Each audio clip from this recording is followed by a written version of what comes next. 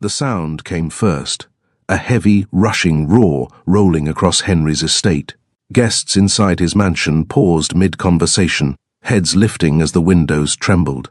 Someone stepped closer to the glass, eyes widening. A helicopter? Here? Outside, the wind from the landing rotors swept through the long driveway, scattering leaves across the stone path.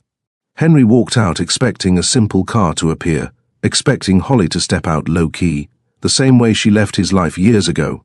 He did not expect this moment. The helicopter door slid open. A small pair of shoes touched the ground. Then another. Two little girls stepped out, matching curls, warm brown skin, and eyes so familiar Henry's breath caught. Those eyes, his exact shade, his exact shape, his exact look from childhood photos still stored inside the family archive. He froze. Another figure appeared behind them. Holly, older, stronger, walking like someone who rebuilt her world from the ground up. Nothing timid in her stride, nothing uncertain in her face. She didn't hide behind excuses or fear. She simply walked forward, calm and collected, as if arriving by helicopter at her billionaire ex's home was nothing unusual. Henry swallowed hard. His voice broke into a whisper carried by the wind. "Are they mine?" Holly stopped a few feet away. Her girls held her hands, one on each side, watching Henry with quiet curiosity. She exhaled slowly, years of secrets tightening in her chest finally releasing. "Meet your daughters, Henry. Before we go any further, let me ask you something real. Have you ever walked back into a moment you thought you left behind, only to realize it still had a hold on your heart?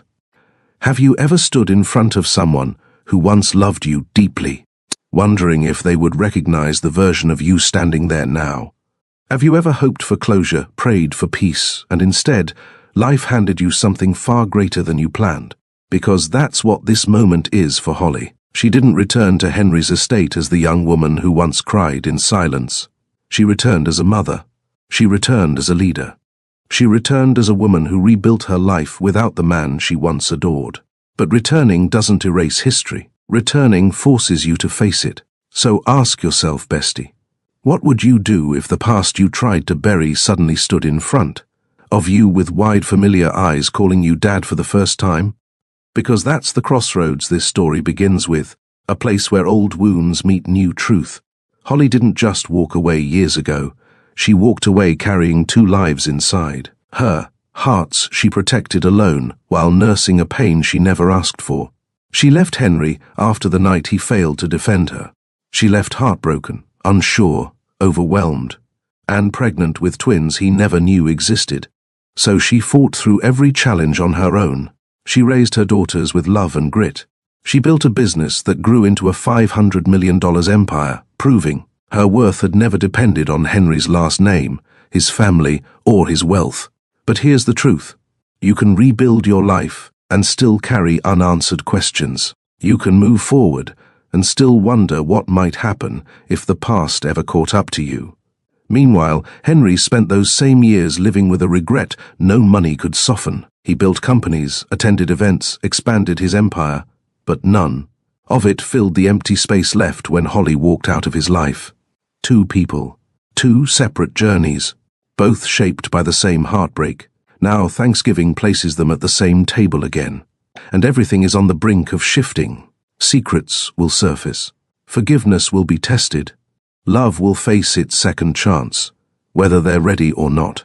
This is the moment everything they avoided finally demands answers. So the real question becomes, now that the truth is standing right in front of him, what will Henry do? Will he fight for the family he never knew he lost? Will he finally choose Holly, not out of guilt or pressure, but out of love? And what about Holly? Can she forgive the man who broke her heart when she needed him most? Can she trust him with the two little girls who've only ever known one parent? Can she open her life, her carefully built world, to someone who once let her walk away? And bestie, what happens when everyone at that Thanksgiving table discovers that the quiet woman Henry once loved is now worth $500 million? This story has love, redemption, surprises, and the kind of twist that makes you sit up straight. Before we go deeper, I need one thing from you. Bestie, hit like so YouTube pushes this story out, And comment second chances if you believe everyone deserves one. Because today, Holly isn't just walking into her past, she's rewriting it. The email sat at the top of her inbox, like a challenge she didn't ask for. Holly stared at the subject line without clicking it, her fingers hovering. Above her laptop, as if touching the mouse would pull her backward in time. She had just finished a meeting, her office quiet except for the soft hum of the heater. Sunlight filtered through the large New York windows behind her, casting warmth. Across the polished desk, where plans for her next product release lay spread out. Everything about her life now reflected order, discipline, and peace. So why did seeing his name shake her? The message was simple. No long paragraphs, no apologies, no explanations. Just a clean invitation sent from Henry's personal account. Thanksgiving dinner at my estate. I would really appreciate your presence. Her heart dipped, not in panic, but in a familiar ache she had trained herself to suppress years ago. She hadn't heard his voice in half a decade. She thought she had buried everything that once tied her to him. Yet, here she was, unable to close the email or brush it aside. Holly inhaled deeply, leaning back in her chair. Tears didn't fall. She had shed enough over that man in the past. What came instead was reflection. Why now? Why an invitation to a holiday dinner of all things?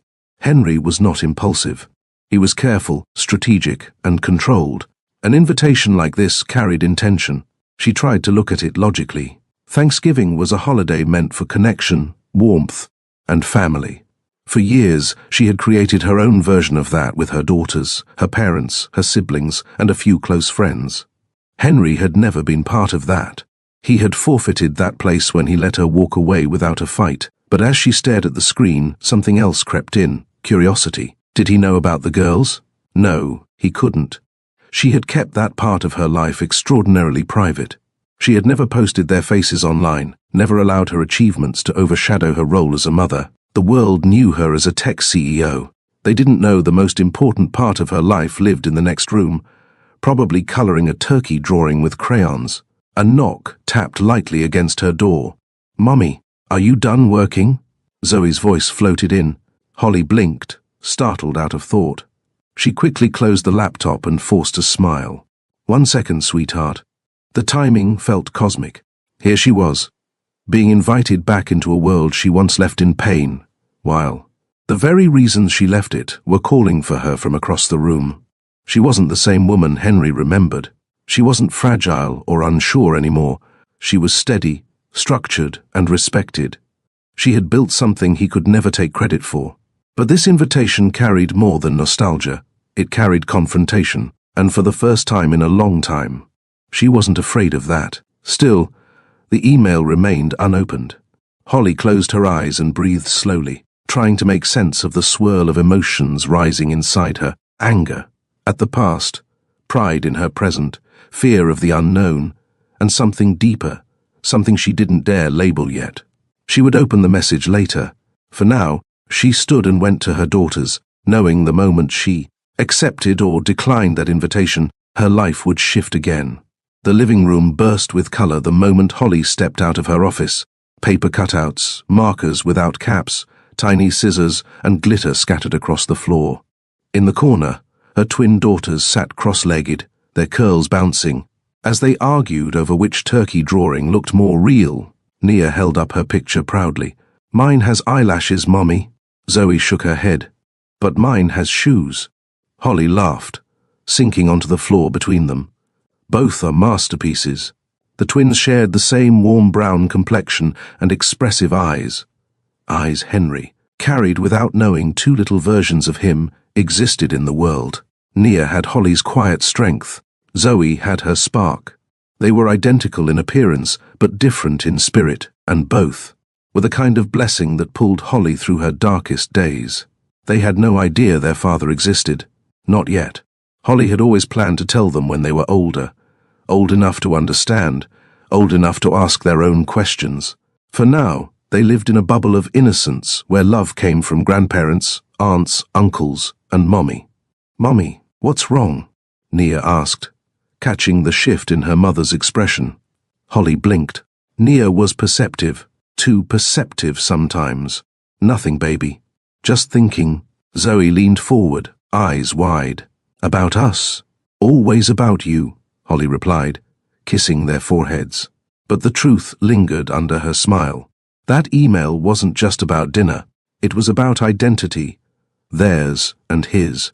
Holly studied her girls, their small hands covered in marker smudges. They looked nothing like strangers. Anyone who saw them next to Henry would know instantly. Their eyes were the most telling part. The same bright blend of blue and green Henry used to joke made him look like he lived inside the ocean. The thought made her chest tighten. She imagined the moment he would see them. She imagined the shock, the emotion, the truth he never expected, but always wished for. "Mommy, look." Zoe crawled into her lap with a drawing. Holly's breath softened. These girls were her world, her reason for every sacrifice, every late night, every piece of strength she ever fought for. And now the question was simple but terrifying. Were they ready to meet their father? She held her daughters close, their warmth grounding her. The invitation still waited on her laptop. Her decision would determine how soon the past became part of their present. By late evening, once the twins were tucked into bed with their matching unicorn blankets, Holly returned to her office. The room reflected her journey: sleek shelves, framed newspaper articles, awards for innovation, and a large whiteboard covered in product maps and rollout schedules. 5 years ago, this space didn't exist. 5 years ago, she was a single mother with 2 newborns, working at her kitchen table while rocking babies to sleep. Now she was running a $500 million company that served underprivileged communities nationwide. Her rise wasn't glamorous. It was built from exhaustion, frustration, and refusal to quit. She taught herself new skills, pitched investors who doubted her, and pushed forward even when funding eluded her. At times, she coded with one hand while holding a crying baby in the other. At other times, she slept 2 hours a night before heading into meetings that would determine her company's future. Yet here she stood, a CEO whose ideas were changing classrooms, giving kids opportunities she never had, and proving that resilience could build empires. Holly had grown into someone powerful, confident, and respected, someone who no longer begged for acceptance from people who dismissed her years ago, which was exactly why Henry's invitation stirred something unexpected, not weakness, awareness. She had outgrown the version of herself who once waited for his approval, but she hadn't outgrown the memories, nor the unfinished conversation that had shaped her entire adulthood. Her phone buzzed with a reminder for a board meeting, yet her attention drifted back to that unopened email. She knew she could walk into Henry's estate tomorrow and no one would intimidate her. She was no longer the outsider at his family's table. She was someone whose presence would command the room. Still, strength didn't erase history, and returning meant confronting a chapter she had closed but never healed. Holly sat down, opening the email at last. A single sentence stared back at her, polite, simple, unexpected. She read it 3 times. Then she closed her eyes, letting the weight of the decision settle. She told herself she would answer tomorrow, but she already knew the woman she had become was ready for the truth she once ran from. It started with a dinner. A night she thought would end in celebration. Instead, it ended with heartbreak. Holly remembered the way she had dressed up in a soft teal dress, nervous but excited to meet Henry's parents. He had held her hand tightly as they walked into the dining room, promising her the night would go well. She believed him. But the energy changed the moment his mother glanced at Holly from head to toe. Her smile was polite but cold, and each question she asked carried an undercurrent Holly felt in her bones. "Where did you say your family was from?" she asked casually. Holly answered with grace. Still, Henry's mother nodded slowly, an expression Holly had seen before. Not curious, not welcoming, but quietly dismissive. Holly tried to hide her discomfort, focusing on her meal, but the comments grew sharper. Remarks about background, tradition, and suitability. The final blow came at dessert. Henry's mother folded her napkin, looked directly at Holly and said, "Henry, dear, you deserve someone more fitting for this family's legacy." Silence fell. Holly waited for Henry to defend her, to stand up, speak up, fight for them. But he didn't. He froze, staring at his plate, hands trembling, too afraid to challenge his mother. Holly excused herself quietly, tears blurring the hallway as she walked out of the estate. She waited outside, hoping Henry would follow. He did, 5 minutes too late. By then, her heart had already broken. That night changed everything. It changed her direction, her future, and later, the lives of 2 little girls she carried alone. She wiped her eyes, returning to the present. The memories no longer shattered her the way they once had, but they still stung, proof that healing didn't erase pain. The house was quiet when she returned downstairs. She poured herself a glass of water, staring at her reflection in the dark kitchen window. She looked older, stronger, ready. It wasn't fear holding her back anymore. It was understanding. She wasn't accepting the invitation for Henry. She wasn't accepting it for closure. She was accepting it for 2 little girls who deserved to know where they came from, and for the woman she had become, who no longer ran from the past. Holly walked to her office, reopened the email, and hovered over the reply button one last time. Her heart didn't race. Her hands didn't shake.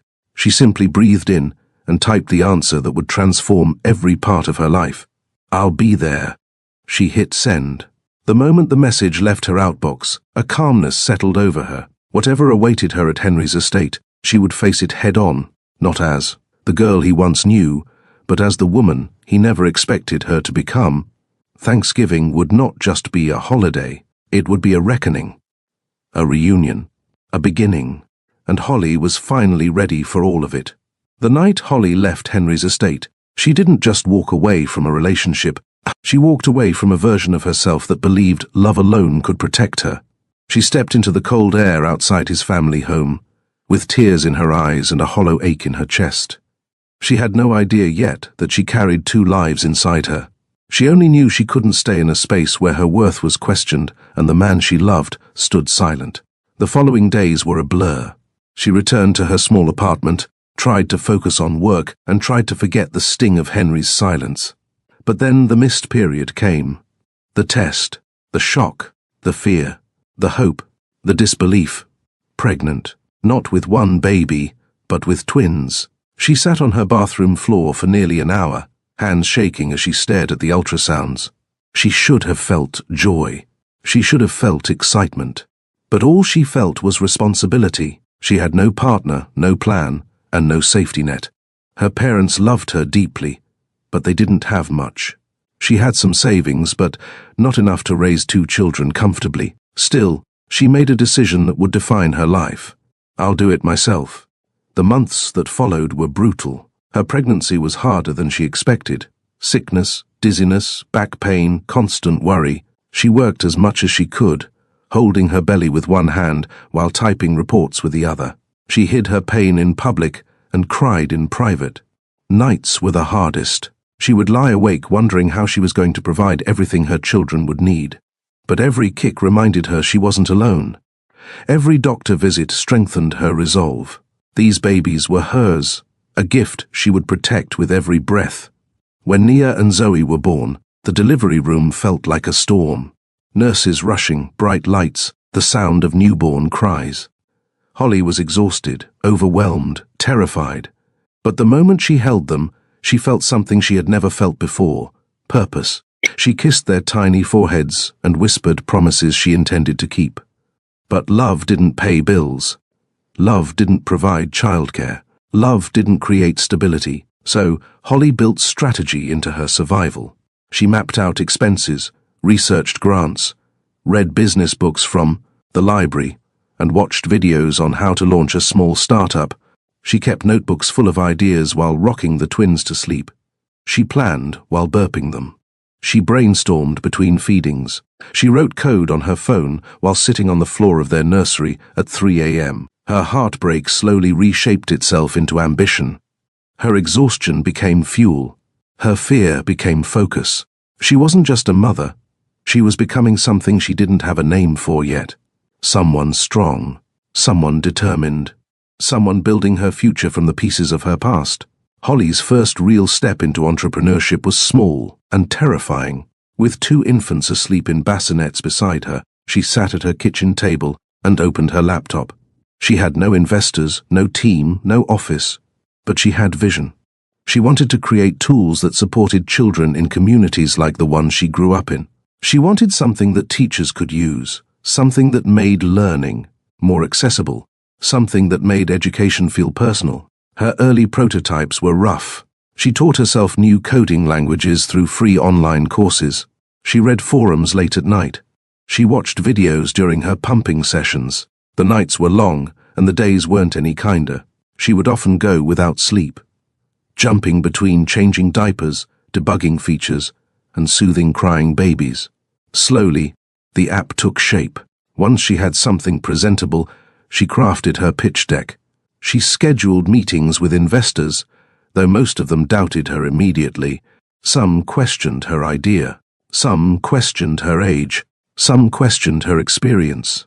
And some didn't even pretend. They questioned her because she walked in as a black woman with twins in tow. But Holly didn't fold. Every no sharpened her pitch. Every rejection strengthened her backbone. She attended meetings with the twins in a stroller, feeding them during breaks. She rehearsed pitches while bouncing a baby on her hip. She built professionalism around motherhood, refusing to hide the very reason she was fighting so hard. Her breakthrough finally came after a pitch competition, where she delivered her idea with calm clarity and surprising force. One investor saw her potential, not as a charity case but as a powerhouse. That first investment opened doors. From there, her growth was slow but steady. She hired a small team. She secured more funding. She moved from her kitchen table into a tiny co-working space, then later into a polished downtown office. By year 3, schools were adopting her platform nationwide. By year 4, she expanded into new regions. By year 5, her company valuation hit $500 million. She did it without shortcuts. She did it without privilege. She did it without Henry. Every milestone was proof of her resilience and proof that heartbreak didn't destroy her. It sculpted her into a leader. As her journey intensified, Holly realized she wasn't doing this alone. Not truly. Her community held her together in ways she didn't always acknowledge. Her parents were her foundation. Her mother would show up with meals when Holly worked long nights. Her father would watch the twins whenever she had meetings she couldn't miss. Their pride grew with every step she took, reminding her that she came from strength, not lack. Her church family helped too. Women she'd known since childhood took turns babysitting. Older members offered words of encouragement. Her pastor checked on her mental well-being and reminded her not to forget rest, even while chasing her dreams. Neighbors played a part as well. Mrs. Thompson from across the hall taught Holly how to calm colicky babies. A retired teacher helped her test early versions of her app with real students. A group of young mothers formed a small support circle with her, exchanging childcare, swapping groceries, and lifting each other up. The community didn't see her as a struggling single mother. They saw her as a growing force, someone who represented possibility. Their support didn't erase her challenges, but it gave her a cushion to fall back on. It gave her reassurance. It gave her belonging. And it reminded her of something crucial as she prepared for Thanksgiving. She wasn't returning to Henry's world empty-handed or insecure. She was returning with the strength of everyone who had ever believed in her. She was returning with a legacy built on hard work and shared wisdom. She was returning as a woman shaped by love, community, and resilience. Success didn't erase loneliness. As the twins grew older, friends encouraged Holly to date again. She tried, cautiously. There was a kind-hearted pediatrician, a charming entrepreneur, a quiet architect who loved jazz. Each one had qualities she admired. Each one respected her work and adored the twins. But something was always missing. It wasn't that she compared them to Henry. She refused to allow that. It was that her heart wasn't open. She couldn't force connection. She couldn't pretend sparks into existence. Worse, every time a relationship began to deepen, fear crept in. Fear that someone new wouldn't accept her daughters fully. Fear that she would repeat her past. Fear that she would trust too quickly again. So the relationships ended quietly, without drama. Some faded into friendships. Others dwindled into polite distance. She told herself she didn't need love to feel whole. And that was true. But love refused to leave entirely. It lingered in old memories, Not to haunt her, but to remind her that something unfinished remained unsaid. She didn't miss Henry. She missed what they could have been if things had gone differently. And part of her, the part she tried to silence, wondered what would happen if they ever faced each other again. As Thanksgiving approached, Holly felt the shift inside her. She wasn't stepping into the unknown. She was returning to a chapter she had rewritten, stronger and more complete. She didn't rush. She planned. She chose outfits for the twins that made them feel confident and comfortable. She reviewed her schedule, ensuring her business ran smoothly in her absence. She spoke with her parents privately, explaining her decision. She prayed for courage and clarity. Then she stood in front of her mirror one evening, studying her reflection. She didn't see the young woman who once left Henry's estate crying. She saw a mother. She saw a leader. She saw someone who had rebuilt her identity on her own terms. This time, she wasn't walking into his world hoping he would choose her.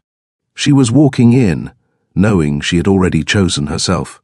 Whatever happened next, whether forgiveness, tension, or unexpected joy, she could handle it.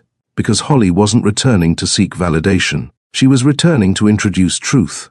To Henry, to her daughters, and to herself. She lifted her chin, closed her planner, and whispered the words that marked her transformation. "I'm ready." Henry Lockwood had everything people publicly admired: a billionaire estate overlooking the Hudson, a private staff who catered to his schedule, a fleet of cars he barely drove, and a business empire that expanded every quarter. But none of it touched the part of him that mattered. None of it filled the hollow space that formed the night Holly walked out of his life. He felt the loss immediately, not in a dramatic, crashing way, but in a slow, aching realization that grew every year. The first few weeks after she left were unbearable. He threw himself into work, convinced that burying himself in schedules and meetings would erase the memory of her walking down his mother's hallway with tears in her eyes. It didn't. Instead, the emptiness traveled with him. He worked 15-hour days, ignoring fatigue, ignoring hunger, ignoring the whispers from his board members about his sudden obsession with growth. He pushed expansions, launched new branches, opened offices across continents. Anything to distract himself from the truth he refused. To say aloud he had lost the only woman he ever truly loved, and it was his own fault. Henry never dated seriously after Holly.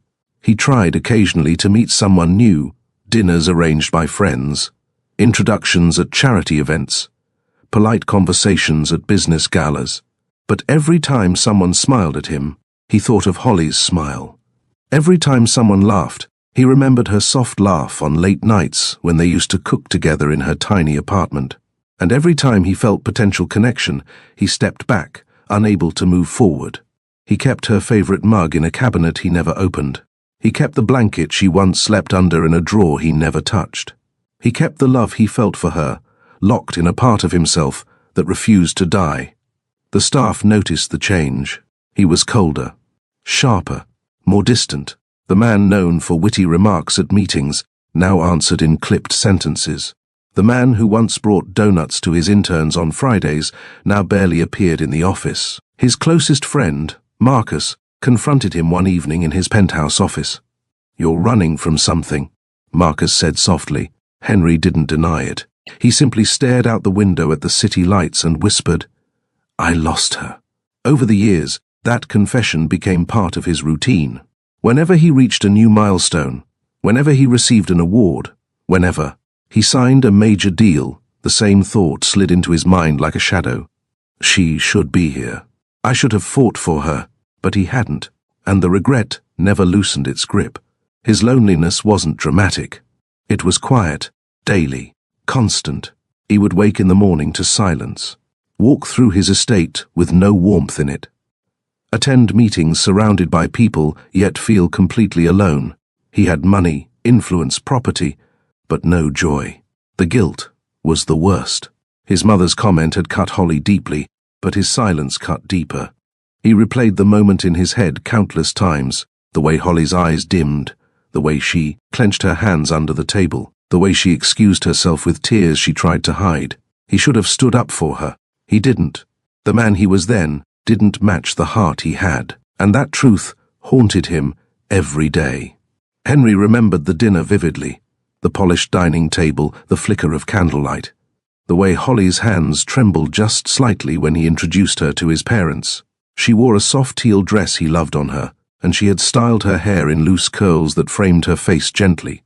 She looked nervous but excited, hopeful but cautious. His father had greeted her warmly. His mother's smile, however, was thin and measured, offering politeness without sincerity. Throughout the meal, his mother's comments were subtle but piercing, each one, carefully woven into conversation like a test Holly never agreed to take. "So, your family is from Brooklyn? What exactly did you study again? And your parents, what do they do?" Each question was delivered with the tone of someone gathering data, not someone welcoming a future daughter-in-law. Holly answered with grace, calm, respectful, thoughtful. Henry noticed, yet said nothing. He should have stepped in. He should have redirected the conversation. He should have defended her. But fear of confronting his mother kept him frozen. Then dessert came. His mother folded her napkin slowly and looked directly at Holly. "Henry," she said, "you deserve someone more suited to our family's legacy." The room fell silent. Holly's breath hitched. Henry's fork slipped from his hand. He felt the air drain from his lungs, but still, he said nothing. He stared at his plate, heart pounding, guilt clawing at him, but the words he needed to say refused to come out. He was raised in a home where confrontation wasn't allowed, where defiance was punished, where appearances mattered more than honesty. He let that upbringing control him. Holly rose quietly from the table. "I think I should go," she whispered. Henry watched her walk out, still frozen, still silent, still failing her. By the time he ran after her, she was already outside, brushing tears from her cheeks. He grabbed her hand, but she pulled away. "Why didn't you say anything?" she asked in a trembling voice. He couldn't answer. His silence spoke for him. She walked into the night, and he stood there on the front steps, watching the woman he loved disappear into darkness, and he did nothing to stop it. That moment carved itself into his soul, shaping the man he became and the grief he carried. A week after Holly left, Henry tried to reach her. He called, he texted, he emailed. He even visited her old apartment complex, hoping she still lived there. The landlord told him she had moved out months earlier. No forwarding address. He contacted mutual friends. He checked alumni networks. He searched social media. Nothing. It was as if Holly had vanished off the map. At first, he believed she simply needed space. Then he realized she had intentionally disappeared. Not out of spite, but out of pain. He had hurt her more deeply than he ever imagined. Henry hired private investigators discreetly, not out of obsession but out of desperation, for closure, for one last chance to apologize, to at least see if she was okay. But even they came back empty-handed. She had changed her number, updated her email, moved to a different neighborhood, and lived quietly, intentionally, unseen.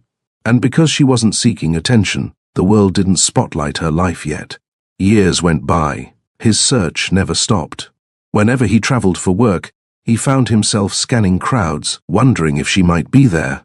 When he donated to schools or programs, he wondered if she would cross paths with them.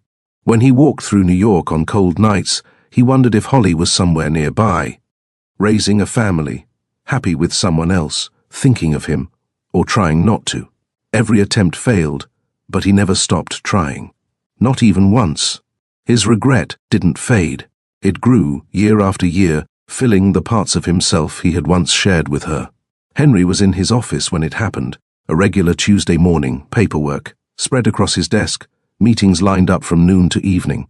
He was reading quarterly reports when a notification pinged across his laptop. Tech CEO Holly Carter leads $500 million ed-tech revolution. He froze, not because of the headline, but because of the picture. There she was. Holly, older, stronger, more confident, more radiant than he remembered. Her hair styled neatly, her posture straight, her eyes bright with accomplishment, purpose, and pride. She wasn't the heartbroken woman who left his estate 5 years ago. She was a force. His heart slammed against his ribs. He clicked the article immediately. It described how she created an educational platform used nationwide, how she employed women, especially mothers, how she built her company from scratch, coding with babies beside her, how she faced rejection after rejection but pushed forward anyway. It didn't mention him, not once. She had succeeded without him, brilliantly so. For a moment, Henry felt joy, genuine, overwhelming joy for her success. But then the truth sank deeper. She did all of this alone. He leaned back in his chair, staring at her photo. "Of course you did," he whispered. "You always were extraordinary." He read the article 3 times, not to admire her achievements, but to swallow the reality that she had lived an entire life while he mourned her absence. He noticed something else too, a small detail in the background of one picture. 2 tiny drawings taped to her office wall. Childlike, colorful, like something drawn by little hands. His chest tightened. Was she a mother? The thought hit him like a wave. Had she married? Started a family? Built a life with someone else? His heart twisted painfully. He had no right to know. But the ache of wondering was unbearable. Henry spent the next week thinking of Holly constantly. Her article, her picture, her success, everything echoed through him. He had wanted to apologize for years but never knew where she was. Now, knowing she existed in his world again, even from a distance, made him feel alive for the first time in years. He didn't want to impose. He didn't want to disrupt her life. But the need for redemption weighed on him. He wanted to see her, to talk to her, to offer the apology she deserved, to face the consequences of the man he used to be. Thanksgiving approached, a holiday rooted in gratitude, and Henry knew who he was most grateful for, Holly. He sat at his desk late one night, staring at a blank email. He thought about his words carefully. He didn't want to guilt her, pressure her, or make the invitations seem romantic. He simply wanted a chance to face her with honesty. He typed slowly, "Holly, I know it has been years. I know I am the last person you expect to hear from. But I would be honored if you would join me at my estate for Thanksgiving dinner. You don't owe me anything, but I owe you the truth. Henry." He stared at the screen for a long moment before hitting send. The moment the message left his outbox, his heart raced. He didn't know if she'd read it. He didn't know if she'd reply. He didn't know if she'd curse him or ignore him or delete it instantly. But for the first time in years, he felt something unfamiliar. Hope. The Thanksgiving sun hung bright over the Lockwood estate, reflecting off the massive glass windows and sprawling lawns that rolled like soft waves across the property. Guests were already settled in, business partners, extended family, longtime friends. People who had known Henry since childhood, and people who had only known his money. The atmosphere buzzed with expensive perfume, quiet gossip, and the kind of polished politeness wealthy families mastered over generations.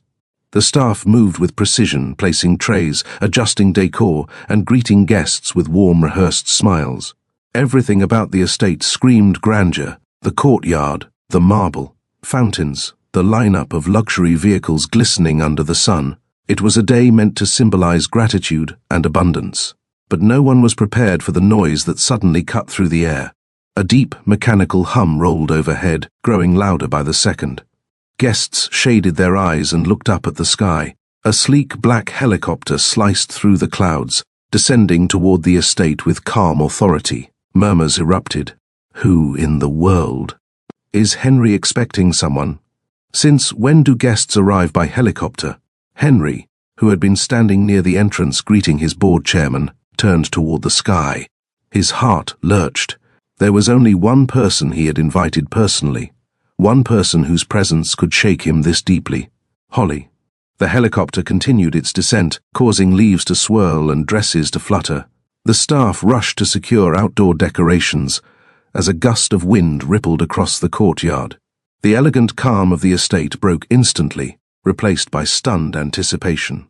Henry stepped forward, unable to breathe properly. He hadn't seen her in years. He didn't know if she would truly come. He didn't know what version of her would step out of that aircraft, the girl he failed or the woman he read about in magazines. His heart raced. The helicopter touched down smoothly on the landing pad. The noise settled. The blades slowed. A thick silence fell over the estate. Everyone watched. Everyone whispered. Everyone waited. Finally, the door opened. Henry's breath caught. A tiny pair of legs appeared first, then another. Two little girls stepped out of the helicopter, holding hands. They wore matching coats in warm autumn colors, their curls bouncing as the wind brushed through them. They looked around with a mixture of awe and curiosity, little faces, full of innocence as they took in the grand estate before them. The guests gasped softly. Henry froze completely. He knew those eyes. Those bright, unmistakable eyes. His eyes. Before he could process the shock, another figure appeared behind them, poised, confident, graceful. Holly. She stepped out slowly, placing a steady hand on each of the girls' shoulders. The wind lifted her hair gently, her long coat flowing behind her in a way that made her look cinematic, powerful, and unbothered by the stares piercing through the courtyard. Henry's world tilted. He hadn't expected this. He hadn't prepared for this. He hadn't imagined she would walk back into his life this boldly, not alone, but with two children who carried pieces of him. His heart thudded so loudly he could almost hear it. Guests whispered behind him in disbelief. "That's her. She's stunning. Who are the little girls? Do you see Henry's face?" Holly lifted her chin and met Henry's eyes across the courtyard. The air between them tightened, not with anger, not with awkwardness, but with a truth that had lived unspoken for years. She had arrived. She had brought the past. She had brought the future. And Henry felt his world shift in one breath. For a long moment, Henry couldn't move. His feet stayed rooted to the stone pathway, his breath lodged in his throat. Every part of him locked in place as he stared at the two little girls who were now stepping closer to Holly, clutching her hands. They were identical in the softest way, matching height, matching curls, matching freckles, but each with a different spark in their expression. One girl studied the estate with wide-eyed curiosity. The other squinted, analyzing the crowd like she sensed their unease. But their eyes, those familiar blue-green eyes he had seen every morning in the mirror. His knees nearly buckled. The little girls were looking around, unaware of the emotional earthquake unfolding in the adults around them. "Mommy, is this the big house?" one whispered, tugging on Holly's sleeve. Holly nodded gently. "Yes, sweetheart, this is the place." Henry's chest tightened. She had daughters, twins, 5 years old, maybe 6. His mind scrambled to do the math. The timing, the ages, their faces, their eyes. Reality slammed into him so hard he staggered a step back. They were his. They had to be his. There was no other explanation that made sense. Memories flashed through his mind. Holly's warmth, her laughter, their connection, the night she walked away. Pain followed instantly. If these little girls were his, that meant she had carried them alone, raised them alone, loved them through every milestone without him. His throat burned. Guests continued mumbling behind him. "Are those Henry's? Do you think they're related? They look just like him." But Henry didn't hear much. His world shrank to Holly and the girls. Holly gave the twins a reassuring smile before stepping forward. The girls followed closely, their hands still linked, their coats fluttering lightly in the breeze. Henry's breathing became shallow. He tried to speak, but the words formed too slowly. As they approached, one of the girls stared right at him. Her head tilted slightly. Her eyes narrowed, curious. She looked at him the way children observe something familiar but not fully understood. "Mommy," she whispered softly, tugging on Holly's hand again. "Why does he look like us?" Henry's heart shattered and melted at the same time. The courtyard froze. Holly froze. Henry froze. It was the pure honesty of a child, innocent, unfiltered, natural. Holly knelt beside the girls, smoothing their hair gently. She didn't answer immediately. She simply placed her hands on their backs and lifted her eyes to Henry again. Her expression wasn't angry. It wasn't bitter. It wasn't proud. It was steady, a woman ready to reveal truth at last. Henry swallowed hard, unable to look away from the little faces that mirrored his own features. 2 children, 2 lives, 2 miracles he never knew existed, and for the first time in years, something inside him cracked wide open. Holly stopped a few feet away from Henry. The twins clung to her coat, sensing the tension but not understanding it. Henry's eyes remained fixed on them, trembling slightly as he tried to hold himself together. "Holly," he finally whispered, voice raw. "Are they?" She didn't let him suffer through the question. "Yes, Henry." Her voice was steady, controlled, but layered with emotion. "These are our daughters." The courtyard fell completely silent. Henry blinked slowly as the words sank into his chest like warm fire. Daughters. Their daughters. Children he never knew about. Children he could have held, taught, protected, loved, but didn't, because he hadn't been there. His breath shuddered. "Holly." He stepped forward instinctively, then paused, afraid to overwhelm the girls. You had them alone?" Holly inhaled deeply. "I didn't plan it that way, but after the night I left, I didn't know how to come back. I didn't know if I should." Her voice faltered for the first time. Not from weakness, from honesty. Henry's chest ached. His silence back then had cost him everything. Holly, their relationship, and years of fatherhood he could never get back. He looked at the twins again, eyes softening. "What are their names?" "Nia and Zoe," Holly replied gently. The names echoed through him like a melody. He repeated them silently, committing them to memory as if they were sacred. Nia looked up at him again.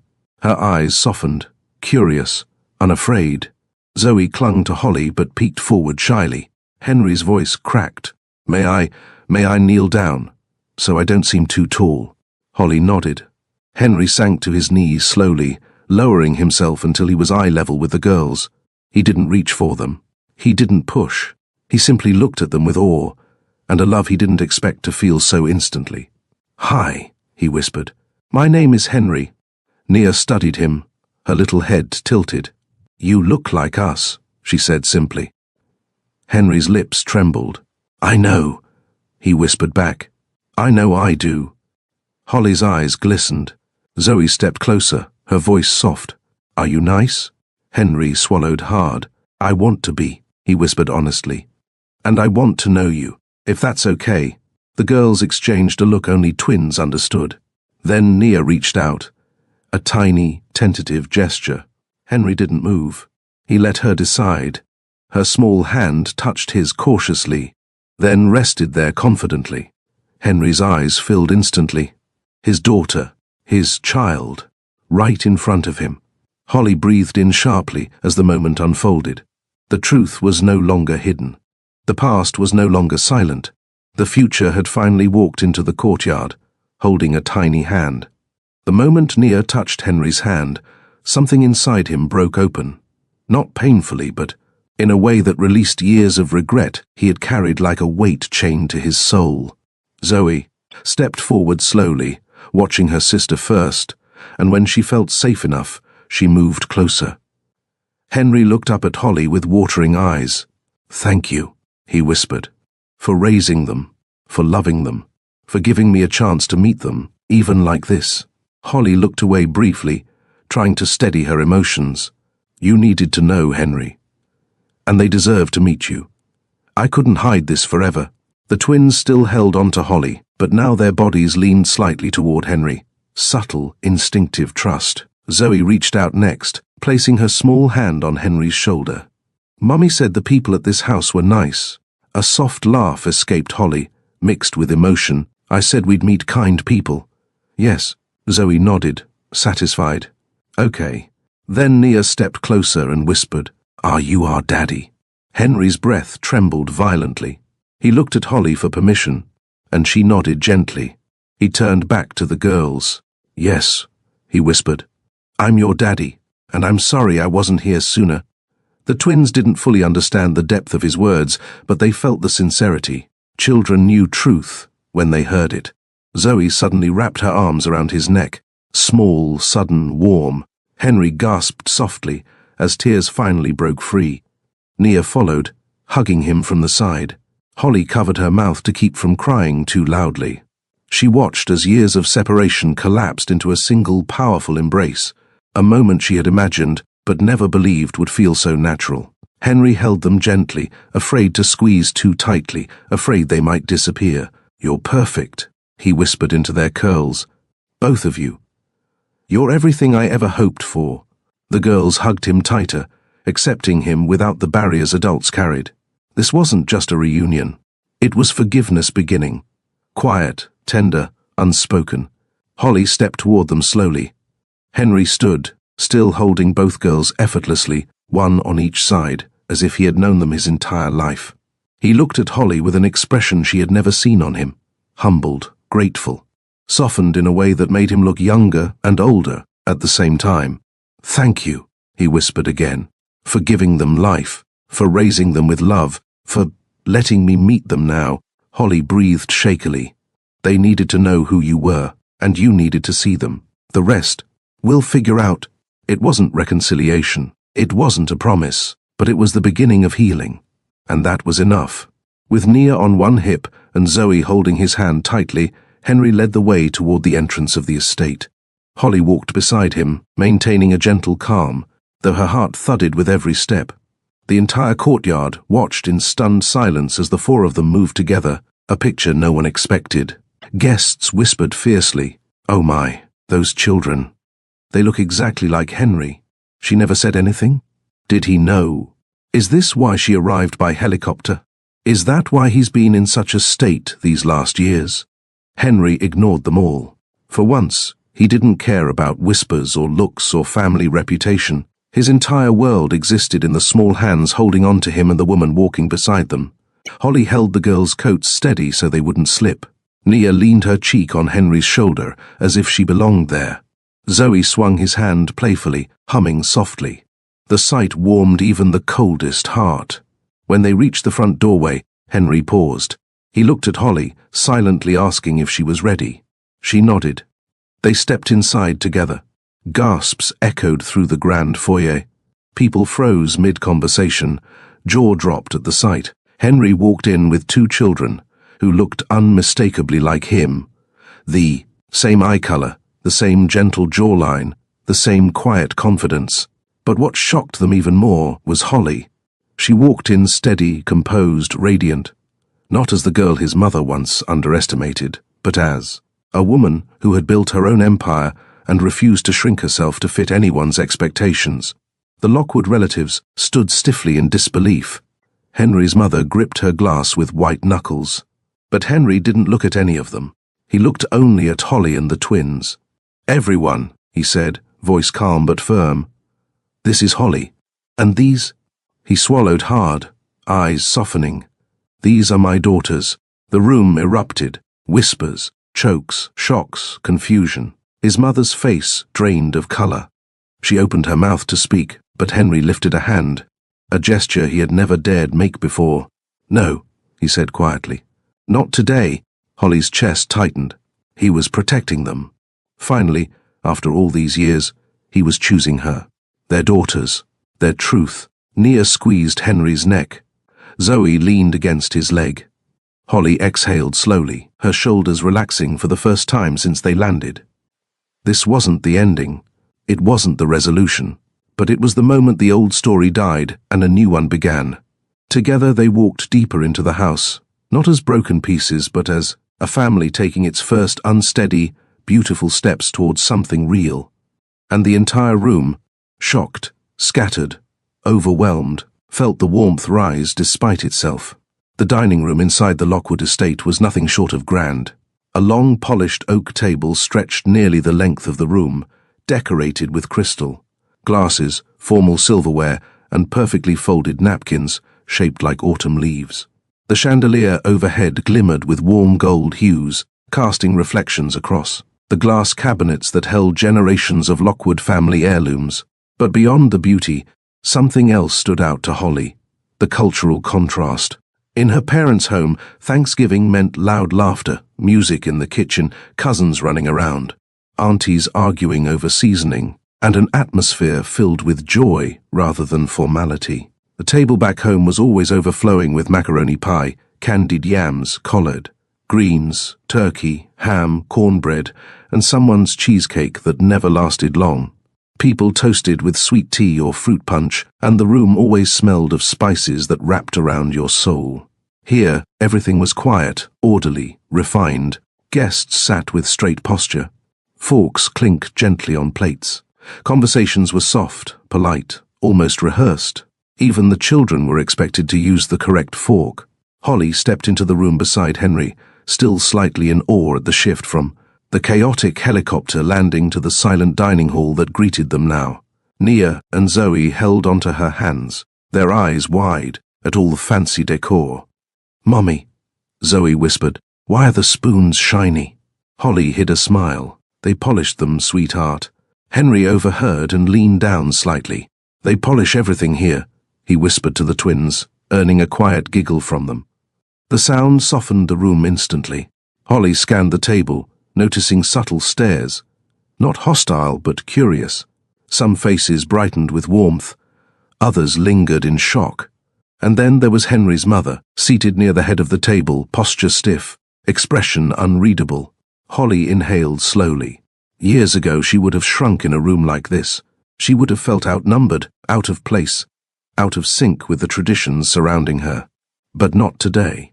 Today she walked in as a mother, a CEO, a woman who knew exactly who she was. The contrast didn't intimidate her now, it simply reminded her how far she had come. She leaned toward Henry. "This is very different from my family's dinners." Henry smiled gently. "I know, and honestly, your version sounds better." She looked at him for a moment. His sincerity was obvious, and it warmed her more than she expected. Nia tugged at Holly's sleeve. "Mummy, where do we sit?" Henry answered before Holly could. "Next to me." He pulled out chairs for the twins, making sure they could reach their plates comfortably. Holly took the seat beside them, and Henry sat directly to her right. An intentional placement that didn't go unnoticed by the family. One of Henry's aunts whispered loudly, "Oh, he's serious." Another elbowed her gently. "Of course he is. Look at those children." Holly kept her eyes forward, maintaining her poise. This wasn't the same woman they dismissed years ago. This was a woman who survived, succeeded, and returned on her own terms. A soft smile lifted her lips as she glanced at her daughters, now seated between polished napkins and fancy glasses. This was the moment where her past met her present, and it no longer scared her. Once everyone settled at the table, conversations slowly resumed, though. The curiosity directed toward Holly was impossible to ignore. Henry's cousins leaned forward, fascinated. His aunts watched her with softened expressions. His business associates studied her with interest, whispering among themselves. And yet, the tone had shifted since the courtyard reveal. This wasn't the rigid judgment Holly once faced. Now it was genuine curiosity, admiration even. Henry's uncle cleared his throat gently. "Holly, it's wonderful to see you again. And your daughters are beautiful." "Thank you," she replied warmly. Another guest smiled. "We were all surprised to see you arrive the way you did." Holly laughed softly. "The helicopter was actually suggested by our pilot. Traffic was unpredictable today." She kept it simple, effortless, confident without flaunting. A woman seated across the table leaned in. "What line of work are you in? Henry mentioned you've been doing incredible things." Henry froze slightly. He hadn't mentioned anything. He didn't know until recently. Holly noticed, but didn't react visibly. She folded her hands gracefully. "I run an education technology company." Several brows lifted. One man smiled politely. "Oh, like tutoring apps?" "A bit more expansive," she answered kindly. "We build adaptive learning software for schools across the country." Another guest blinked. "You built it yourself?" "Yes," Holly said gently. "I started it when the twins were newborns." A ripple of surprise moved around the table. "With infants, while raising two? How did you manage?" Holly offered a soft smile. "Slowly, with determination, and with help from my community." Henry listened in awe, the calmness in her voice, the authority beneath it, the quiet pride she carried so naturally. He admired her more deeply with each passing moment. One of the women asked, "Do you ever sleep?" Holly chuckled quietly. "Not as much as I should." The table laughed with her. The ice had melted. Even Henry's father leaned forward, interest in his gaze. "That's remarkable work, Holly." "Truly," she nodded respectfully. "Thank you, sir." Every answer she gave was honest, warm, and polished. She didn't overshare. She didn't boast. She simply spoke like a woman secure in her achievements. Across the table, Henry's mother watched silently, her expression tight, but not dismissive this time, more like conflicted, wrestling with a truth she never imagined. Henry reached for his water glass under the table, the weight of admiration swelling in his chest. He whispered toward Holly, "You're extraordinary." She didn't reply, but the small smile she gave him said she heard every word. Dinner progressed smoothly, with servers placing beautifully arranged plates in front of each guest. Turkey, mashed potatoes, asparagus, rich gravy, dinner rolls warmed to perfection. Nia and Zoe ate happily, occasionally glancing around the room with excitement. Then came the question that shifted the entire energy of the room. One of Henry's business associates, a man named Gregory with slicked back hair and a habit of speaking too confidently, cleared his throat. "So, Holly," he said, smiling politely, "I keep hearing about your company. What's its current size, revenue, market impact?" Henry stiffened. Guests leaned in. Even the twins paused their eating. Holly dabbed her lips delicately with her napkin before answering. "We've grown consistently over the years," she replied lightly. "We serve districts in multiple states now." Gregory nodded, unimpressed. Yes, but what's your valuation?" Holly didn't flinch. She looked him directly in the eye and said calmly, 500 million. Forks froze mid-air. Glasses stopped halfway to lips. Conversations cut off instantly. Silence swept across the table like a shockwave. Henry stared at her, breath catching. 500 million. She said it so softly, so effortlessly, as if she were discussing the weather. Gregory blinked rapidly. I'm sorry, did you say?" "Yes," Holly repeated, her voice steady. 500 million. Someone gasped. Someone else whispered, 500 million. Another muttered, "That's impossible." But it wasn't, and her confidence left no room for doubt. Henry felt his heart swell with pride, fierce, unexpected, overpowering pride. His daughter's mother was one of the most successful founders in the country, and she had done it alone. The twins kept eating, unaware of the storm their mother had created. Nia glanced up, cheeks full. "Mummy, can I have more bread?" The tension in the room cracked instantly, replaced with laughter. Holly smiled lovingly and handed her another roll. Henry's father broke the stunned silence with a warm chuckle. "Well," he said, "it appears we have greatness at this table today." The applause began slowly, unsure, hesitant, then grew stronger, filled with genuine respect. Guests smiled, some stood to clap. Even the servers exchanged proud glances. Henry clapped too, eyes never leaving Holly. But the only person who didn't applaud was his mother. She sat frozen, processing the truth. The girl she once deemed unfit for legacy had built one of her own, worth more than the entire Lockwood estate. The applause filled the entire room, echoing off the high ceilings. Holly sat perfectly composed, her hands resting lightly on the table, accepting the admiration with quiet humility. Henry's father stood fully, raising his glass toward her. "To Holly," he said proudly, "for strength, brilliance, and perseverance." Others lifted their glasses. "To Holly, to success, to resilience." Holly nodded in gratitude. Henry watched her with awe, the woman he once loved, now transformed into someone remarkable, someone powerful, someone who commanded respect from people who once doubted her. He felt honored just to sit beside her. Meanwhile, Henry's mother looked shaken, not in hostility, but in revelation. Her gaze kept drifting between Holly and the twins, her lips pressed tightly. Henry knew that expression. He had seen it when she realized she had been wrong before, though she would never say it aloud. Henry leaned slightly toward Holly and whispered, "You handled that beautifully." She smiled faintly. "People ask questions. I answer, but not everyone answers with that kind of grace," he replied softly. Nia tugged Henry's sleeve. "Daddy, what's valuation?" Henry stuttered. "Valuation, sweetheart. What does it mean?" Zoe added, chewing on her roll. Holly tapped their noses gently. "It means Mummy's company is healthy and growing." The twins nodded as if she'd explained everything in the world perfectly. Across the table, admiration continued to replace old assumptions. Henry's cousins leaned in closer, eager to learn more. His aunts softened, their rigid posture relaxing. Even the men who once measured worth solely through wealth now seemed impressed, not just by the number, but by the woman before them. One whispered to another, "She raised twins alone while building that? She's incredible." No wonder Henry looks like he's in shock. Henry smiled quietly to himself. Shock was an understatement. He was humbled. He was inspired. He was moved in a way he hadn't felt in years. Holly's success didn't intimidate him. It made him proud. Proud of her. Proud of their daughters. Proud of the family he didn't know he had.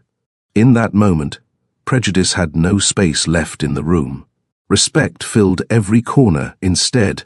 As dessert plates arrived and conversation softened into warmth, Henry rose slowly from his seat. The room quieted instantly. He held a glass of wine in his hand, his expression gentle but determined. "I'd like to say something," he announced. Holly looked up, surprised. The twins looked up too, eyes curious. Henry took a breath.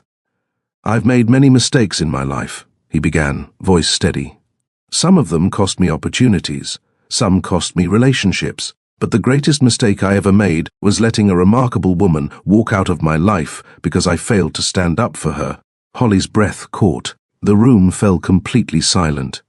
He continued, "Today, I learned that the woman I lost didn't crumble. She rose. She built a life.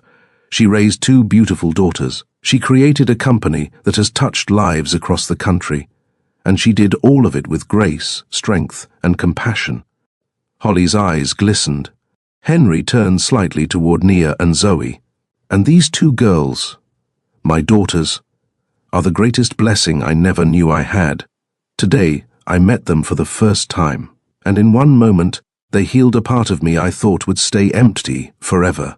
The girls smiled shyly, leaning on Holly. Henry faced the room again. "I am honored to have them in my life, and I am honored to have Holly here, not because of her success, but because of the woman she is, a woman who gave our daughters love, stability, and a future." Holly blinked back tears. Henry lifted his glass. To Holly, to Nia, to Zoe, to truth, to second chances, and to family, the kind that finds its way home, no matter how long it takes. The room erupted in applause, louder, warmer, more heartfelt than before. Holly lowered her gaze, overcome but steady. Nia and Zoe clapped happily, not fully understanding the weight of the moment but loving the attention. Henry's mother sat quietly, her expression softening, pride mixed with remorse. And Holly felt something she hadn't in years: peace.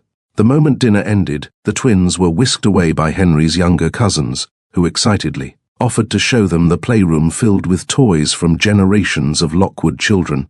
Their laughter faded down the hallway, leaving a sudden heavy quiet in the dining room. Henry turned to Holly with a soft but firm expression. "Can we talk?" His voice wasn't demanding, it was hopeful, nervous, sincere.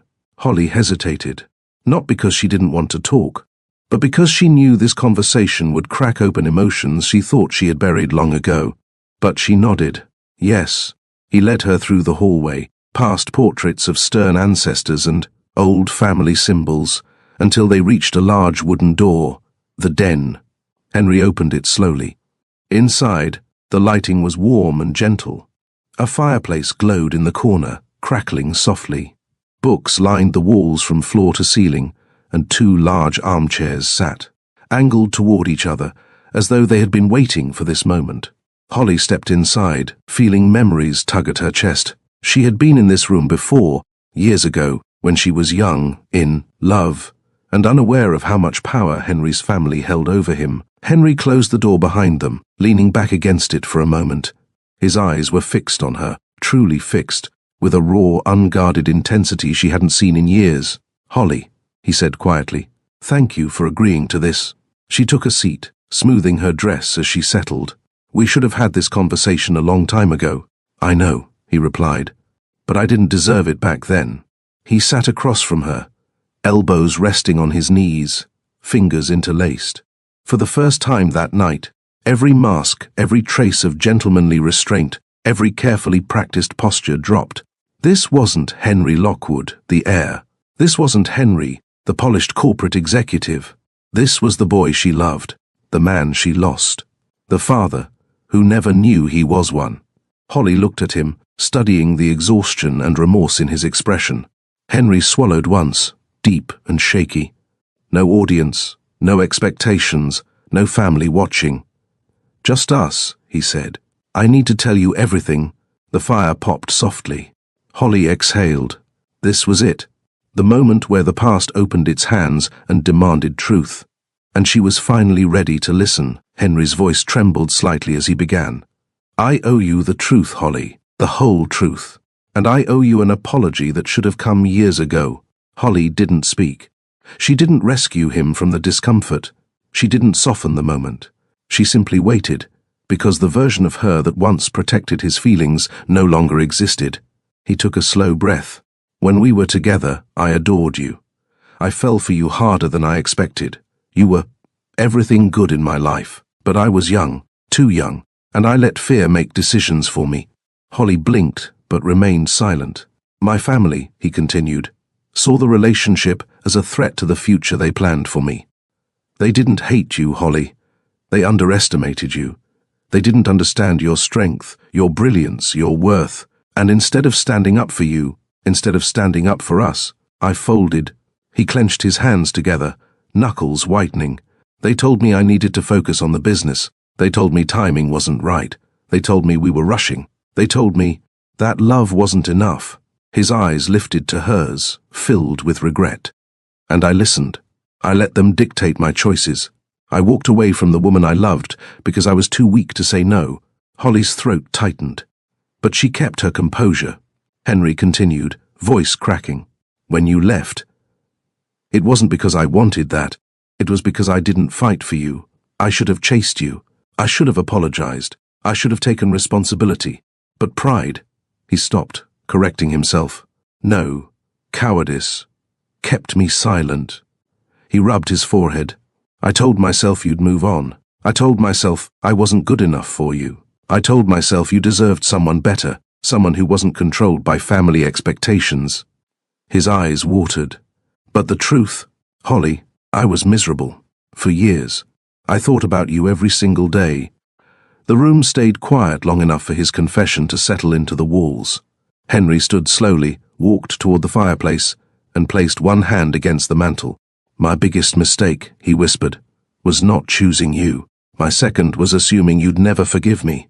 He turned back toward her, breath unsteady. "And my third, the one that will haunt me forever, is that I didn't know about Nia and Zoe, that I missed their first steps, their birthdays, their cuddles, their questions, their laughter.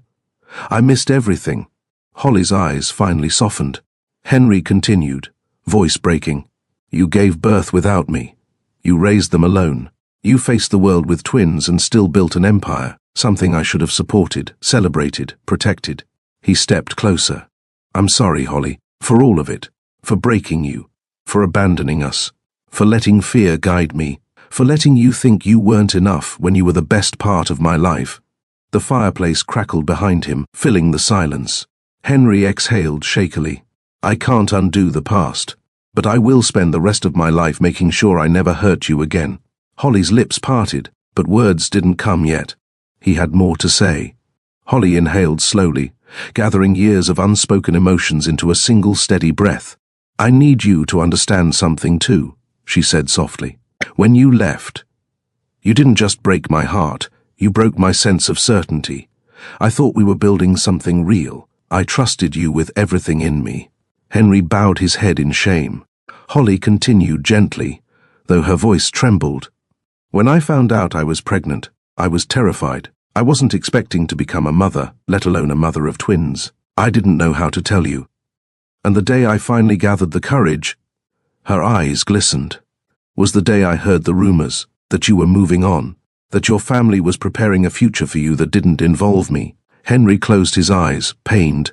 "I told myself you didn't want me," she said, voice fragile but honest. "I told myself you would reject the pregnancy, or worse, resent the children. So I left, not to punish you, but to protect myself and the babies." She clasped her hands together in her lap. "I lived in fear for months. I was alone, carrying 2 lives inside me, unsure of what the future held. Every doctor's visit, every sleepless night, every moment my body changed. I did it without you." Henry swallowed hard. Holly's voice gained strength as she continued. "But somewhere between the morning sickness and the cravings, between the ultrasounds and the kicks, something shifted. I realized these children weren't a reminder of heartbreak. They were a reminder of love. Love that deserved a chance even if we didn't." She smiled faintly. "And when they were born, everything in me changed. I knew I had to build a life worthy of them. I knew I had to become someone they could depend on. So I worked, I studied, I sacrificed. I built my company during nap schedules and bottle feedings." Henry wiped a tear discreetly. "I wasn't running from you, Henry," she added softly. "I was rebuilding myself. I was creating stability for our girls. I was learning how to survive without the person I thought would stand beside me." Henry whispered, "I should have been there." Holly nodded, not in blame but in acknowledgement. "There were days when I hated you," she admitted. "Days when I missed you so much it hurt. Days when I wanted to call and scream at you. And days when I prayed you'd somehow feel their existence." She looked at him, finally allowing the heaviness to lift. "But I also forgave you long before today. Not because you asked, but because I deserved peace, and the girls deserved a mother free from resentment." Henry's breath trembled. "Holly, I don't deserve that kind of grace." She shook her head. "You deserve the truth, and now you have it." The air thickened with emotion, raw, real, cleansing. Henry moved closer, kneeling in front of her with a solemn sincerity Holly had never seen before. His voice shook, but his conviction was unshakable. "Holly, today was the first time I saw my daughters, the first time I held them, the first time I realized that everything I ever wanted was standing right in front of me, not in the boardroom, not in the estate, not in the future my family designed, but in you." Holly's eyes warmed but remained cautious. Henry continued, "I'm not here to rewrite the past. I can't fix the nights you cried alone. I can't replace the moments I missed, but I can promise you this. I will be there for every moment from now on." He lifted his gaze to meet hers. "I will show up, every day, for Nia, for Zoe, for you. Not because I'm trying to earn forgiveness, but because I'm finally ready to be the man I should have been from the start." Holly's breathing hitched. "I want to learn their routines," he said softly. "Their favorite foods, their bedtime stories. I want to braid their hair, even if I do it badly at first. I want to be at their school events, their appointments, their celebrations, their fears." A pause, a soft exhale. "I want to be their father, fully, completely." Holly's heart throbbed in her chest. "And with you," he added, voice deepening, "I want to build something real, something lasting, something honest, not rushed, not pressured, not influenced by anyone else." He reached for her hand, but stopped just short, giving her space to choose. "Let me earn your trust. Let me prove I've grown.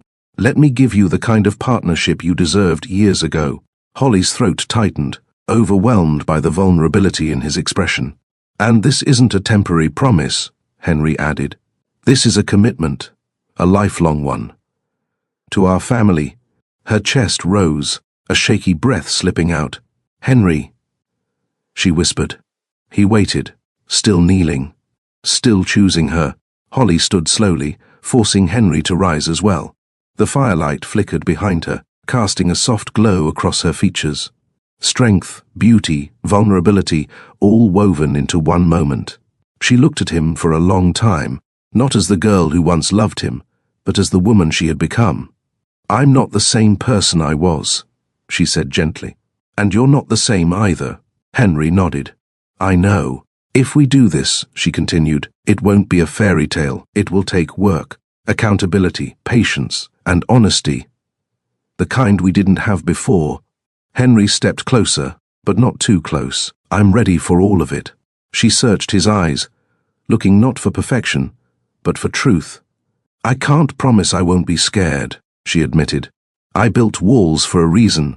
Then I'll help you take them down." he whispered. Brick by brick. A soft laugh escaped her, the first hint of lightness since they entered the room. She inhaled deeply, her chest rising slowly. Okay, she said finally. We can try.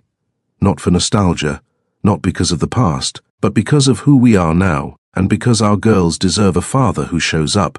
Henry's relief washed over him so intensely that he nearly staggered, but he didn't rush to embrace her. He respected the distance she needed. Holly closed the small space between them herself, gently placing her hand on his chest. Second chances aren't gifts, she whispered. They're responsibilities. Henry covered her hand with his own. And I accept that responsibility with my whole life. Their closeness was warm, steady, mature. Not reckless young love, but rebuilt love. Holly exhaled softly. Let's take it slow. Henry smiled with gratitude, not impatience. Slow is perfect. Outside the den, faint echoes of Nia and Zoe's laughter traveled down the hallway. Holly's eyes softened at the sound. This time, she said quietly, we do it together. Henry nodded. I wouldn't want it any other way. The fire crackled warmly beside them, a symbolic rebirth, a quiet beginning, not a perfect ending. A brave new start. The den door opened, and the soft chatter of the house returned as Holly and Henry stepped back into the hallway. Whatever tension had lived between them for years had shifted, softer now, lighter. As though a weight neither wanted had finally lifted from both of their shoulders. Holly hadn't expected the air to feel this warm. Henry hadn't expected his chest to feel this full. They walked side by side, not touching, but close enough for the air to hum between them. Nia's voice echoed from the playroom. Mummy, Daddy, come see. Holly froze. Henry froze too. The word Daddy hung between them, unforced, natural, pure. A title Nia had chosen without anyone prompting her. Zoe quickly followed. Hurry, we made something. Henry swallowed, overwhelmed. He whispered, They called me. Yes, Holly said gently. They did. They stepped into the playroom to find the twins sitting cross-legged on the floor, crayons scattered everywhere. A giant sheet of paper lay in front of them. Drawn in colourful strokes was a family portrait. Mommy with curly hair. Daddy with big eyes just like theirs. Two little girls holding both their hands. A giant heart in the middle. Henry covered his mouth with his hand, fighting back emotion. He crouched down, voice thick. This is the most beautiful thing I've ever seen. Zoe tilted her head. Daddy, why are your eyes shiny? Holly's breath caught at the innocence in her daughter's question, at how natural it felt that Zoe expected an answer from him. Henry smiled as tears finally escaped. Because I'm very happy. Nia stood and stretched her arms toward both of them. Group hug.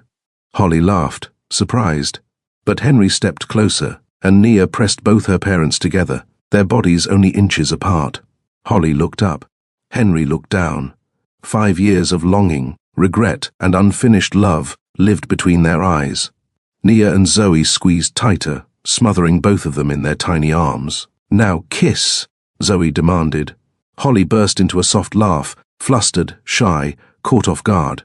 Girls, nobody is kissing. But Henry leaned close, his voice warm and low. Can I? Her breath hitched. Henry, the girls are watching. He chuckled gently. They wanted this family first. Holly hesitated, then nodded once. Henry cupped her cheek softly, not claiming, not rushing, just reconnecting. Their lips met in a slow, gentle kiss that carried years of unfinished emotion. A kiss that didn't demand promises, but acknowledged the ones they were trying to rebuild. Nia squealed. Zoe giggled. Ew. But also, yay. Holly broke the kiss, laughing into Henry's chest. Henry's forehead rested against hers, their breaths mingling. I've missed you, he whispered. Holly closed her eyes. I know. The twins wrapped around their legs again, sealing the first moment of their family being whole. Henry led them outside to the backyard patio, where soft string lights glowed overhead and a small fire pit warmed the crisp November air. Holly smiled softly, remembering how much Henry loved outdoor nights like this. Peaceful, grounding. The twins gasped. Fire! "Can we roast marshmallows?" Zoe asked. Henry grinned. "We can do anything you two want tonight." He hurried inside and returned with marshmallows, graham crackers, chocolate bars, and long roasting sticks. Holly watched the twins bounce excitedly as Henry prepared everything, his movements eager, almost youthful, as though he had been waiting his whole life to perform these simple fatherly tasks. Nia hopped onto a seat next to him. "Daddy, you hold mine. I don't want to burn it." Zoe added, "Mine too." "Mummy said I almost burned down our old house once." Holly raised an eyebrow. "It was one candle, Zoe." Henry laughed, a deep, genuine sound that warmed the entire space. They roasted marshmallows, the twins giggling as each one caught fire, and Henry scrambled to blow them out. Holly watched him, quietly absorbing the sight of the man she once loved, stepping effortlessly into fatherhood. After s'mores, the twins asked for stories. Henry leaned in. "What kind of story?" "Tell us about when you and Mommy first met," Nia said. Holly tensed, but Henry smiled softly toward her, silently asking permission. Holly nodded. He began, "Well, I met your Mommy on a cold morning in Brooklyn. She walked into a coffee shop wearing the brightest smile I'd ever seen. I spilled coffee on myself the moment I saw her." The twins gasped with amusement. "New?" Henry laughed. "Yes. Your Mummy laughed at me too." Holly covered her face, smiling shyly. He continued, "But she also helped me clean up, and that was the moment I knew she was special." Holly felt something warm bloom inside her chest. Emotions, she thought. She had learned to quiet rising again, gentle but undeniable. The girls asked questions, interrupting constantly. "Did Mommy like you back? Did you kiss her? Did Mommy think you were cute?" Holly groaned playfully. "Girls, please." Henry winked. "She liked me a little." Holly shoved him lightly. It was more than a little. The twins shrieked with delight. Their laughter filled the backyard, filling spaces in Henry's heart he didn't know were empty, filling spaces in Holly's heart she didn't know still longed for healing. For the first time they felt like a family living in the moment, rather than a family held hostage by the past. After the excitement settled, the twins sat curled up under a blanket between their parents. The fire pit burned softly, casting gentle warmth across their small faces. Nia tugged at Henry's sleeve. "Daddy." Henry's breath caught every time she said it. "Yes, sweetheart." "Are you staying forever?" Holly's breath stilled. Henry took Nia's hand, then Zoe's. "I will never leave you," he said softly. "Not today, not tomorrow, not ever." Zoe peered up at him. "You promise?" "A promise I will keep for the rest of my life," Henry replied. Holly swallowed hard, the sincerity in his eyes, the softness in his tone. It wasn't the Henry who once failed her. This was a man who had learned. Henry continued gently. "I'm going to be at your school events. I'm going to help with homework, even math. Even though math scares me." The twins giggled. "I'll read bedtime stories and learn your favorite songs and take you both on daddy-daughter days." Nia gasped. "What's that?" "It's where I take each of you somewhere special. Just us. Ice cream, museums, the park. Anywhere you want." Zoe beamed. "I want pizza." Henry nodded. "Then pizza it is." Holly watched the exchange, her heart swelling. The girls weren't unsure. They weren't hesitant. They accepted him instantly, naturally, instinctively. Henry scooted closer to them. "I also want you to know something important," he said softly. "Everything your mummy did, raising you, loving you, building a life for you. She did it with bravery and love that inspires me every single day." Nia looked at Holly with admiration. "Mommy is the strongest person." Zoe nodded. "She built a whole company." Henry smiled. "Yes, she did. And now, we build memories together. As a family." The word family settled gently between all of them. No longer a future fantasy, but a present reality. Holly exhaled slowly, overwhelmed at how natural this moment felt. How right it felt. When the night air began to cool and the girls started yawning uncontrollably, Holly stood. "Okay. Bedtime." "No," Zoe whined. But Nia rubbed her eyes and admitted, "I'm sleepy, Mummy." Henry lifted Zoe effortlessly into his arms. "I'll carry her." Zoe immediately wrapped her arms around his neck and rested her head on his shoulder. The simple sight nearly brought Holly to her knees. As they walked back into the house, Henry whispered to Zoe, "You feel safe?" She murmured, half asleep. He didn't hide the emotion on his face. The awe, the responsibility, the love. Upstairs, they tucked the twins into a guest bedroom. Holly smoothed Nia's curls. Henry pulled up Zoe's blanket. "Daddy?" Zoe mumbled. "Yes, love. Will you be here tomorrow?" Henry's voice softened. "I'm not going anywhere." Nia reached out a tired hand to Holly. "Mummy, Daddy, sing with us?" Holly blinked. "We haven't sung lullabies in a long time." Henry smiled gently. "Then let's start again." Together, the three of them hummed a simple tune. Quiet, soft, soothing. Zoe fell asleep first. Nia followed shortly after, her tiny hand resting over Henry's wrist until her fingers loosened. Holly watched him stare at the sleeping twins. His eyes were full of love, full of regret, full of hope. "They trust you already," Holly whispered. Henry didn't look away from them. "I won't fail them." He stepped back, letting Holly kiss the girls goodnight. Then they both stood at the doorway, looking at the two little lives they created. A family, at last, even if it was only the beginning. Henry quietly closed the door. They walked downstairs, the house quiet and dim. Guests were gone. Staff were cleaning quietly in the distance. But the world around them felt intimate, hushed, private. Henry opened the back door for her, guiding her onto the wide porch.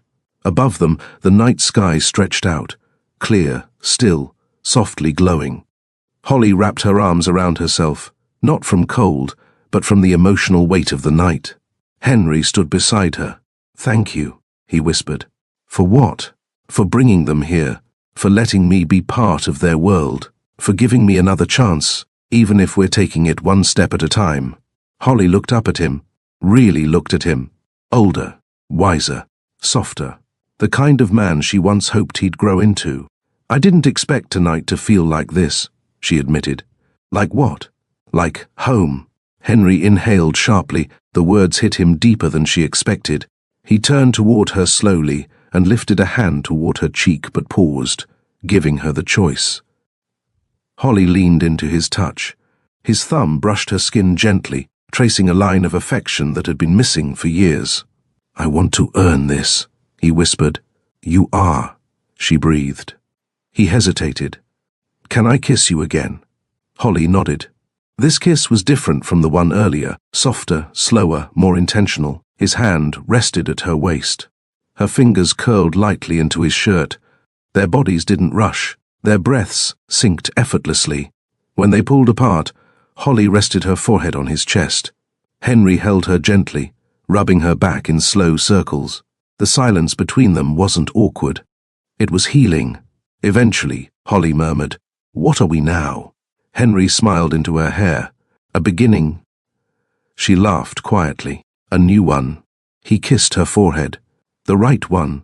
They stayed outside a while longer, holding each other beneath the stars, letting the world slow down around them, savoring the warmth neither expected to feel again. Inside the house slept two little girls whose laughter brought them back together. On the porch stood two adults finally ready for the future, and the night closed softly around them, not ending their story, but opening the door to everything they were finally brave enough to claim. After Holly and Henry stepped back inside from the porch, the entire house had fallen into a peaceful hush. Staff had finished cleaning. Guests had gone home. The estate, once overflowing with noise and formality, now felt warm, lived in, as if the walls themselves recognized the shift in Henry's life. Henry walked quietly through the hallway, passing framed family photos of generations of Lockwoods. For years, those frames reminded him only of expectation, lineage, legacy, duty. Tonight, something felt different. He paused in front of a large portrait of himself at 28, the year before he met Holly. He stared at his younger face, confident, polished, ambitious, yet completely unaware of the mistakes he was about to make. He whispered to himself, that man had no idea what he was about to lose. He continued walking, hands in his pockets, mind drifting through the years of emptiness he tried so hard to bury. The nights spent alone on this same couch, staring at silent rooms. The mornings where he woke with no one to greet him. The business victories that felt hollow, no matter how large the numbers grew. He remembered the countless evenings when he would scroll through old contacts, wondering if any mutual friend might know where she had gone. He remembered searching for her in crowds, airports, conferences, hoping for a miracle sighting that never came. Tonight, the miracle finally arrived. And not only Holly, but two little girls who shared his eyes, his smile, his gentleness. Proof that life had continued even when he had paused emotionally. Henry sat on the edge of the couch, leaning forward with his elbows resting on his knees. He replayed the entire day in his mind. Holly stepping out of the helicopter, Nia and Zoe running into his arms as if they had known him forever. Holly standing tall, confident, beautiful, no longer the woman his silence had broken, but the woman she always deserved to be. The kiss under the stars. The girls calling him Daddy. He closed his eyes and whispered, "I didn't deserve any of this, but I will earn it." His heart felt heavy with gratitude, not the forced gratitude he used to offer at formal dinners, but the kind that a man feels when he has been given a second chance at life. For the first time in years, Henry wasn't thinking about wealth, legacy, or expectations. He was thinking about family, his family, a family he refused to lose again. Upstairs in the twins' temporary room, Holly stood by the door for a moment longer, watching her daughters sleep peacefully, tucked into plush blankets, cheeks flushed from laughter and excitement. Nia slept with her hands still curled in a fist, as though holding on to the joy of the day. Zoe slept with her legs sprawled, a soft snore escaping her lips. Holly smiled, brushing a curl off Zoe's forehead. For 5 years, Holly lived with one truth. Strength meant solitude. Strength meant raising twins alone. Strength meant building a company without depending on anyone. Strength meant not letting her heart trust again. But tonight, something shifted inside her. She touched her chest gently. It wasn't tight like it used to be when she thought of Henry. It wasn't guarded. It wasn't hurting. Instead, it felt calm. She realized it as clear as the moon outside the window. She didn't have to choose between being strong and being loved. Tonight showed her she could be both. Henry's apology wasn't polished or convenient. It was raw, honest, vulnerable. The kind of apology that only comes from a man who has matured, learned, and faced himself. Watching him with the girls, seeing the way he held Zoe, the way he listened to Nia's stories, the way he promised them consistency. It didn't erase the past, but it rewrote her understanding of the man he had become.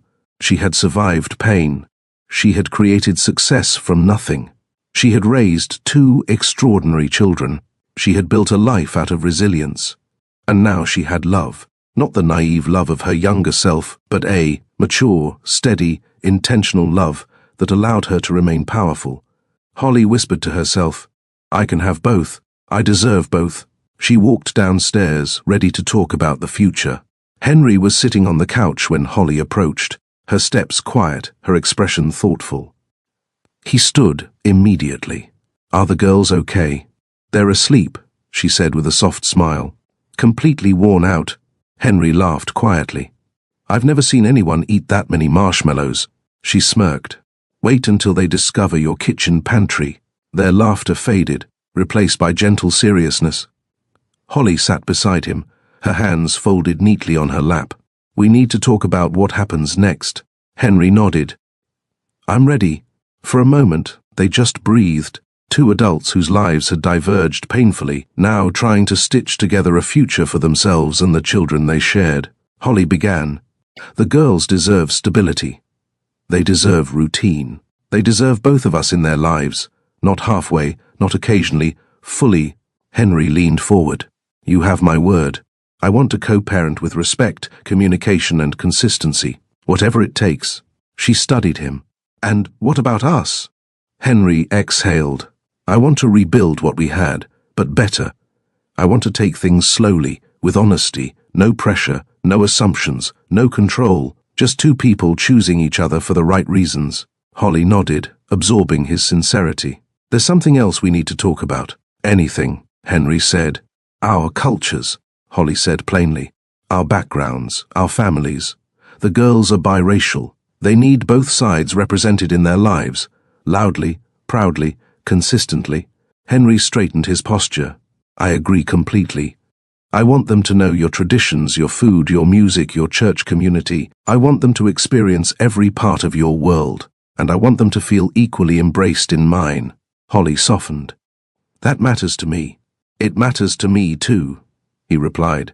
And I'm prepared to apologize to your mother, your aunt, and anyone else who supported you when I didn't. She inhaled sharply. That was something she didn't expect him to offer so quickly. Henry continued. I failed you once. I won't fail you again, Holly. She looked into his eyes and saw no hesitation there, only truth. And the trust, she whispered. That takes time. I'm here, he said simply, for as long as it takes. Holly reached for his hand, intertwining her fingers with his. For the first time in years, their future felt real, not imagined, not forced, not fragile, but possible. Henry stood and pulled Holly up with him. They walked back toward the backyard, where the fire pit still glowed softly, embers swirling lazily in the night air. The moment felt symbolic, the end of one chapter and the beginning of another. Henry took both of Holly's hands in his. I need to say this clearly, he said quietly. I'm not just committing to co-parenting. I'm committing to us, all four of us. I want to be a real family. Not just on holidays, not just during the good times, but every single day. Holly felt a lump rise in her throat. The sincerity in his voice had weight, not pressuring her, not cornering her, but offering steady devotion. He continued, voice firm yet soft. I know healing isn't instant. I know trust takes rebuilding. I know we have a long road ahead, but I'm not leaving that road, Holly. Not again. Not ever. Her eyes shimmered. Holly, he whispered, you didn't just raise our daughters. You built a life that inspires me. You built strength I never appreciated. I want to walk beside you, not behind, not ahead, beside you. Holly pressed her forehead against his chest, overwhelmed by the depth of the moment. He wrapped his arms around her, grounding her. A single tear fell from her cheek, not sadness, not fear, but release. We'll take it slow, she murmured. But yes, I want this. I want us. Henry exhaled shakily, his relief almost audible. Thank you. They stood like that for a long time, holding each other while the quiet of the estate wrapped around them. Then Holly whispered something he never expected to hear. You're already a good father, Henry. He closed his eyes, letting the words settle deep in his chest. A real family, at last, built not from perfection, but redemption. Henry and Holly walked hand in hand back into the house. They checked on the twins once more, both sleeping peacefully, snuggled together under one blanket. Holly gently kissed Zoe's forehead. Henry tucked Nia's curls behind her ear. They stared down at their daughters. Identical features, shared smiles. Two little miracles that shifted the destiny of four lives. Henry whispered, they changed everything. Holly nodded. And they're going to have everything. Love from both sides, stability, culture, family. Henry took her hand again. And us? Holly smiled softly. One day at a time.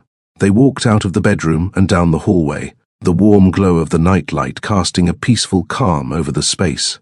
At the top of the stairs, Henry paused. Holly, yes? I'm thankful for you. She swallowed. I'm thankful for you too. They reached the bottom of the stairs, stopping near the front hallway where earlier that day fear and tension had hung heavy.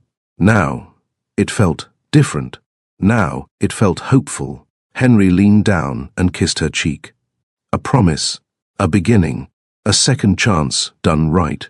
Holly rested her head briefly on his shoulder before whispering, this Thanksgiving gave me back my family. Henry's eyes softened, and it gave me back my heart. They left the hallway lights dimmed, walked together toward the living room, and settled side by side on the couch. A quiet ending to a life-changing day. A day that restored what once broke. A day that rewrote their future. A Thanksgiving of redemption. If you believe that love can return stronger than before, comment thankful. Don't forget to like, share and subscribe for more beautiful stories on Mr. Austen Love and Story Tales.